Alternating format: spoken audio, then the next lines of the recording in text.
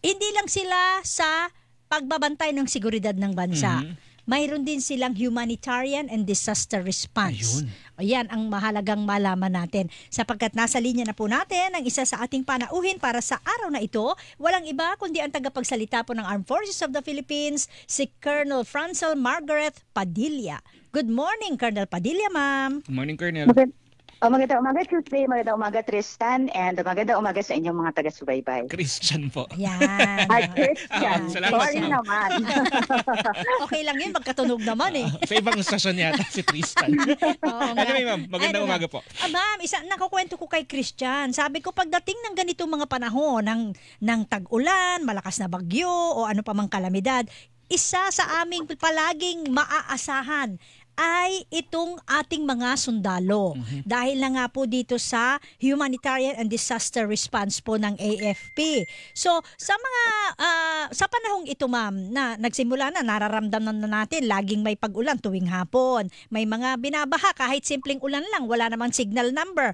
Anong mga paghahanda na po ang isinasagawa ngayon ng mga sundalo natin o ng AFP para dito sa inaasahang pagtama ng malalakas na bagyo at iba pang banta ng kalamidad sa bansa? I understand, sabi ng Pag-asa, ngayong taon na to, 19 na bagyo ang inaasahan natin.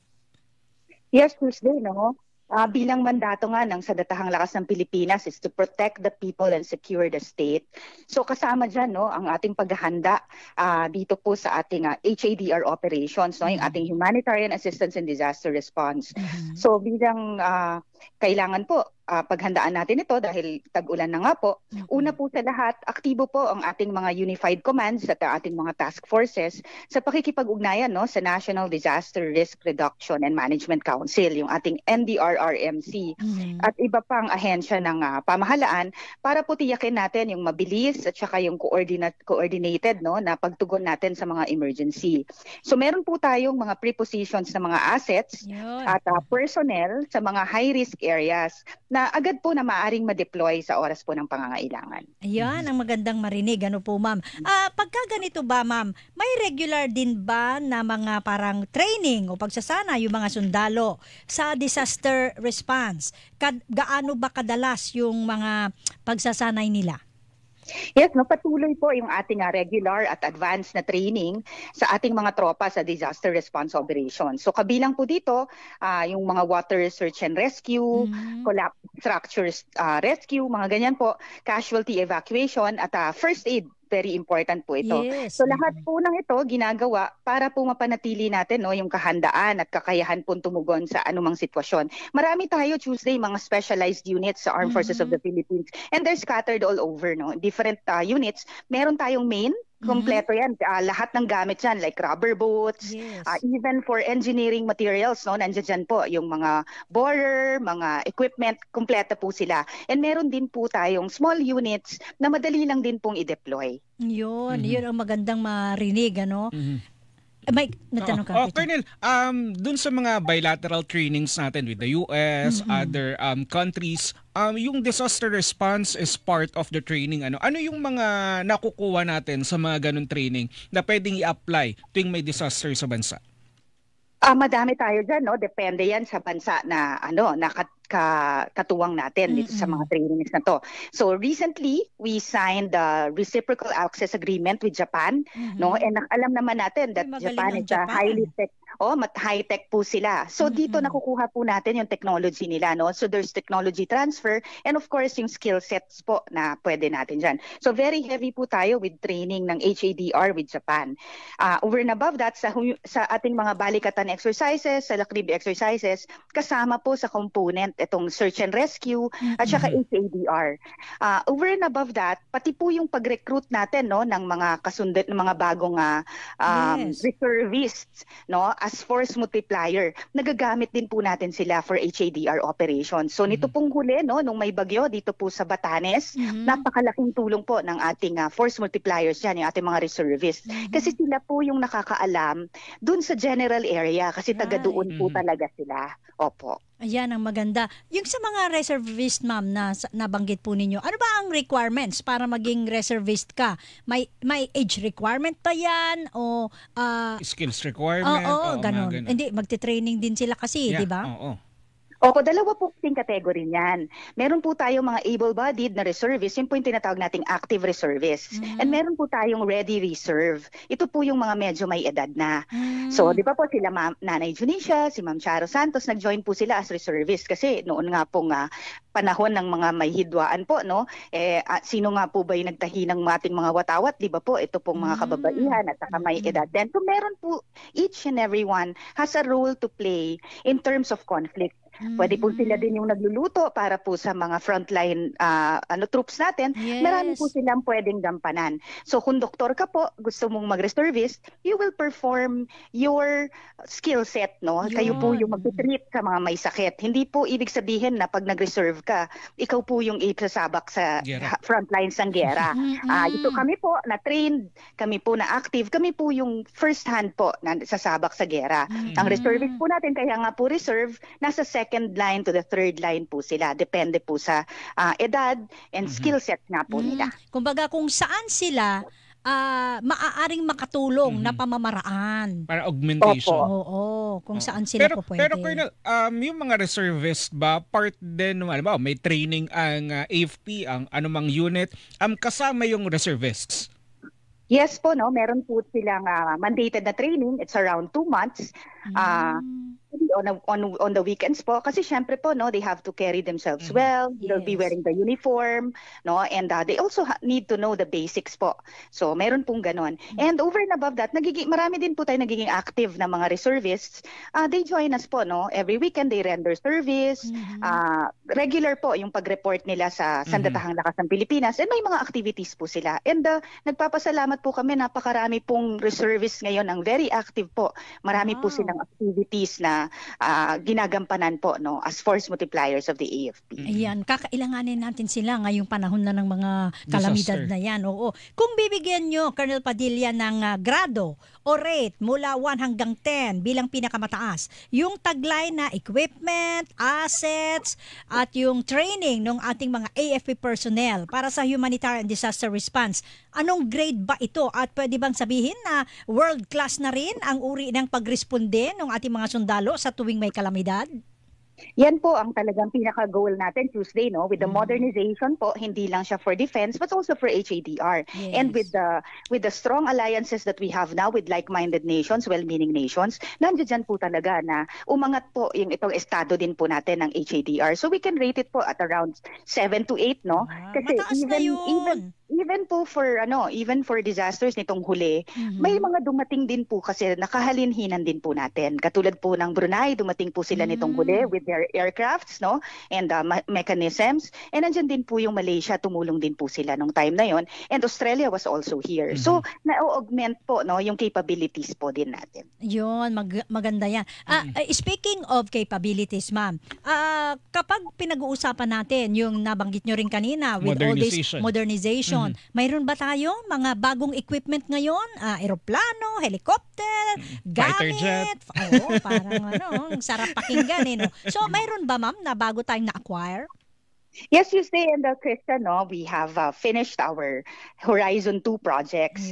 And dito po tayo sa Re-Horizon 3, no? So patuloy naman po atong ating pag-modernize. So naka-standby po yung ating mga air and naval assets para po sa aerial surveys, para po sa rapid damage assessments at relief and transport po sa mga lugar na posibleng ma-isolate o hindi yung mga hindi agad po nating nararating, no, sa lupa. So dito po sinisiguro po ng Sandatahang Lakas ng Pilipinas na may sapat po tayong logistical capacity para po maihatid natin yung tulong kung kailan at saan po kailangan. Colonel, Colonel, sigit ko na dahil kahapon ang Department of National Defense, it was announced na 12 FA-50 combat jets sa South Korea yung bibili ng Pilipinas. And then I think nagkakahalaga siya ng $700 million. Siyempre may mga magre-react dyan na bakit naman yan yung gagastusan natin? Bakit naman tayo dyan magpo-focus? Colonel, kayo na nga magpaliwanag how this can help yung AFP and the Philippines in general. Yes po, no. Ito nga mga modernization natin is part of the comprehensive archipelagic defense concept. So makita po natin bilang the second largest archipelago, no, kailangan protektahan natin itong iba't iba nating 7,700 islands tayo eh. Yes. Mhm. So kailangan natin ng rapid response, kailangan natin ng mga sleek na mga assets to be able to respond immediately and in time. So ito po, nakita natin yung performance ng FA-50s natin. Ito naman pong ipoprocure na FA-50s na bago will be more modern than what we have now. So, mas advanced yung capabilities niya. As of this time po, hindi pa po natin dinidiscuss yung actual capabilities because hindi pa po siya formally na-turn over sa AFP. But we will expect po na more modern po than what we currently have. And we welcome po itong additional fleet po dito po sa AFP. Yung Independence Day, ma'am, nag-flyby May nakita ko, yung Ganda, mga eroplano. nag-formation. Anong klaseng eroplano yung pinalipad nyo noon at saka nung helicopter? Yung mga FA-50s natin, nandyan po yung mga Black Hawk helicopters natin. No? Yung show po kung ano po yung current logistical capabilities natin, pinakita po natin itong Independence Day. So nakita niyo po talaga din yung improvement ng ating sandatahang lakas in terms of our armaments, our equipage, and of course, yun din po talagang skill sets ng ating mga sundalo mismo. Yun. Ang gaganda. Nakita mo ba yun, Christian, nung kung nakapanood ka? Oo. Dati-rati, dalawa lang yun. Pero nung Independence Day, parang ang dami Formation nila. talaga. Oo, may formation. Pati yung Black Hawk helicopters nila, kung hindi ako nagkakamali, 5 hanggang 6 na helicopter yung pinalipad. Colonel, sa ngayon ba, ilan yung air assets, ilan yung jets natin sa ngayon? Para lang merong idea yung ating mga kababayan. Bakit kailangan bumili pa ng dagdag na 12? Hindi natin dinidivulge your exact numbers for security. operational reasons, but rest assured po na with the 7,700 islands that we have, we'll make sure po that we are able to respond immediately kung anuman po ang kailangan naming aksyonan saan mang sulok po ng ating archipelago. Yan. And ito pa, isa pang paksa na gusto kong matalakay sa inyo, Colonel Padilla, ma'am. Parang magkakambal na to, Christian Yung laban natin sa insurgency at saka yung pagtatanggol natin sa soberenya at teritoryo ng bansa. Kasi kung maaalala ko, kung tama ang pagkakaalala ko, Colonel Padilla, ay mayroon na kayong transition, hindi ba? From insurgency operations to yung defense operations natin dito sa ating teritoryo. Yes, Tuesday, no? As we shift from internal security operations to territorial defense, shift pa lang po ito, no? Gradual po ito. Yes. Nito pong umpisa ng ating taon, naiulat po namin na there are 7 weekend guerrilla fronts. Yes. And last December po, it was down to 1. So we were well within targets. And ito pong huli, na i-declare na po ng ating pamahalaan, no, na ang Basilan nga po ay now insurgency free na po ngayon. Yun. So ang tinitingnan na po natin ngayon is towards the path of development. And together po, no, inaanyayahan nga po namin itong natitira na lang sa kanilang hanay na mangilan-ngilan na lang po, no, na to surrender and come back to the folds of the law because the doors of peace hindi naman po tuloy-tuloy na bukas. So hanggang next year na lang po itong amnesty program natin, kaya po inaanyayahan natin silang mga natitira na magbalik loob na po sa pamahalaan. And together po, let's fight a bigger challenge which is territorial defense. Colonel, nabanggit niyo yung amnesty until next year na lang.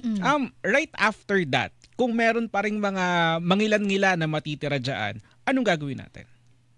Hindi po natin iiwanan itong mga lugar na to, no? So ito pong mga insurgency declared areas natin before, no, while we shift to territorial defense, meron pa rin po tayong matitirang mga tropa dyan to maintain po the peace and order as we transition po, no, sa ibang role na rin po. Ayun. Hindi naman totally talagang iwanan nila. Mayroon pa rin magbabantay dyan sa ating yung mga lugar na kung sakasakali may magilan-gilan pang mapag-iiwanan. Sa puntong ito, Colonel Padilla, ma'am, paano niyo po isasalarawan yung kakayahan at kakayanan ng ating AFP sa pagtatanggol dito sa ating soberenya at mga teritoryo? Ito naman po ma'am, no, it is an evolving process. So as we transition to the comprehensive archipelagic defense concept, ito po pinapatupad po ito ng Sandatahang Lakas ng Pilipinas through the comprehensive archipelagic defense operations. So makita niyo po, we continuously modernize. Patuloy din po no ang pag-strengthen natin ng alliances natin with like-minded nations, well-meaning nations. Kaya kasama po diyan yung pag-upgrade ng ating skill sets. And over and above that po, nagre-recruit nga po tayo massively for reservists para po ma-augment itong ating hanay, no, yung ating mga numbers. So we have been showing po the Filipino public that the AFP has evolved through the years as a professional organization. Yan.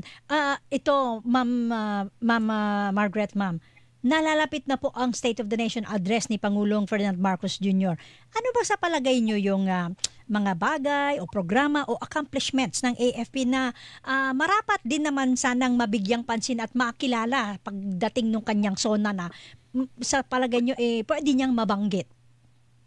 Ito nga po ma'am, no, yung shift natin to territorial defense and how we have been improving nga po no itong mga different activities natin in terms of our comprehensive archipelagic defense operations. So napapakita po natin dito na ang ating mga sundalo po ng ating Sandatahang Lakas ng Pilipinas ay sinanay hindi lamang po sa digmaan, kundi lang bilang tunay po na lingkod bayan na laging handang umalalay po.